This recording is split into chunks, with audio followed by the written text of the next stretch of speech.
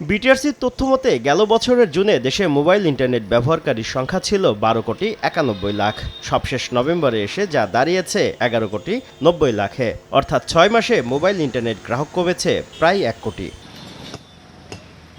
অপারেটররা যখন গ্রাহক ধরে রাখার চ্যালেঞ্জে, তখন মোবাইল সেবায় সম্পূরক শুল্ক 20% থেকে বাড়িয়ে 23% করল এনবিআর। বৃহস্পতিবার মোবাইলে কথা বলা ও ইন্টারনেট খরচ বাড়িয়ে অধ্যাদেশ জারি করা হয়েছে।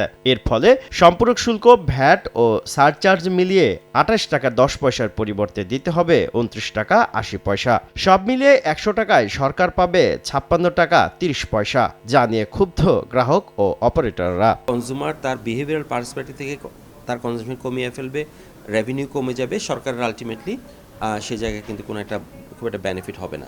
এই যে হঠকারী সিদ্ধান্ত, এটি প্রত্যাহার করবেন আগামী রোববারের মধ্যে, অন্যথায় আমরা রাজপথে রোববার দিন আমরা একটি মানববন্ধন রেখেছি, আমরা আন্দোলন সংগ্রামে যাব।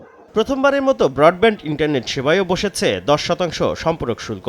আইএসপিরা বলছে, এই সিদ্ধান্তের ফলে এখন থেকে 1000 টাকার সংযোগে গ্রাহককে বাড়তি দিতে হবে 154 টাকা। প্রতিটা গ্রাহক 77 টাকা 50 পয়সা অতিরিক্ত পেমেন্ট করবে, যেটা 500 টাকার গ্রাহক যে 1000 টাকা পেমেন্ট করতো তাকে এখন 1155 টাকা প্রতি মাসে পেমেন্ট করতে হবে। যদি সরকার সিদ্ধান্তে অটল থাকে, তাহলে আগামী মাস থেকে হয়তো আমরা সেই বিলগুলো আবার নতুন করে আবার পাঠাতে পারবো। এর আগে চলতি অর্থ বছরের বাজেটে মোবাইল সেবায় সম্পূরক শুল্ক 15% থেকে বাড়িয়ে 20% করা হয়।